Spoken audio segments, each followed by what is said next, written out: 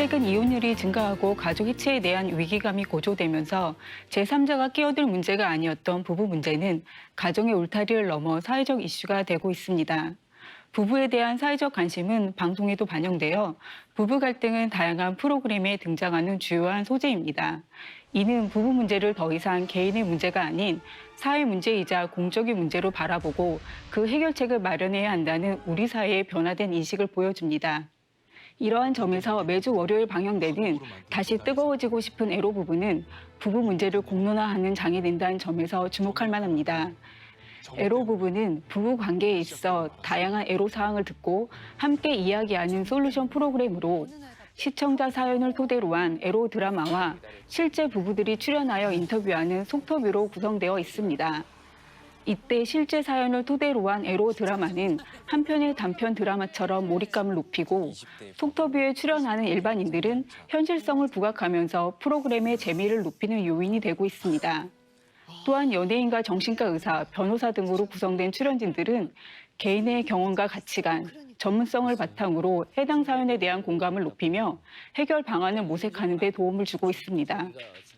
특히 고정 패널과 게스트를 잘 활용하면서 부부간의 갈등과 해결 방안에 대한 이해의 폭을 넓히고 있습니다. 일례로 45회에 게스트로 참여한 사유리 씨는 재혼 가정의 딜레마에 대한 실질적인 고민을 공유하고 성격 차이를 문화 차이로 착각할 수 있다는 외국인으로서의 경험을 통해 부부 문제에 대한 시각을 확장하는 역할을 합니다. 또한 46회에서 곤충을 키우는 안선영 씨의 경험담은 부부의 취미로 인해 발생하는 고충을 직접적으로 전하면서 이로 인한 부부의 갈등을 이해하는 데 도움을 줍니다. 또한 법적인 문제에 대한 변호사의 조언은 냉철한 판단을 할 수 있도록 이끌어주는 역할을 합니다. 이처럼 출연진들은 본인의 배경과 경험을 바탕으로 다른 출연진뿐만 아니라 시청자들이 부부의 문제를 다차원적으로 생각할 지점들을 이야기하면서 사연에 대한 이해의 깊이를 더하고 있습니다. 실제 사연에 대한 높은 관심은 의뢰인들의 삶이 어떻게 되었는가라는 궁금증을 불러일으킵니다. 그런 점에서 46회의 속터뷰 출연진들의 방송 이후의 모습에 대한 소개는 궁금증 해소에 적절했다고 할 수 있습니다. 하지만 드라마로 재현된 의뢰인들이 어떠한 결정을 하고 어떻게 살고 있는지에 대해서는 여전히 궁금증이 남습니다.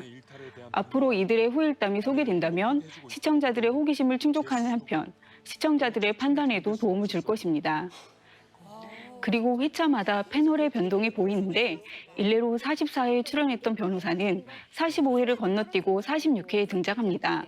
또한 같은 회차 내에서도 재연 드라마를 시청할 때에는 등장하지만 속터뷰에서는 사라집니다. 즐겨보는 시청자가 아니라면 동일 회차 내에서의 출연진 변동은 혼란을 야기할 수 있으므로 자막 등을 활용한 안내가 있어야 할 것으로 보입니다.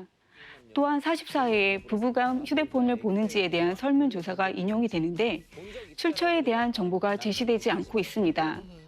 자료의 신뢰성 향상을 위해 정보의 출처가 제공되어야 할 것입니다. 부부싸움 소리는 담장을 넘지 않아야 한다는 말은 점점 옛말이 되어가고 있습니다.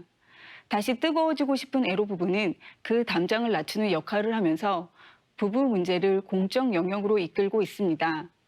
앞으로도 경험과 전문성을 토대로 하여 실제 부부들의 이야기를 듣고 해결하는 데 도움을 주면서 가족 해체의 위기를 극복하는 데 기여하기를 바랍니다. 감사합니다.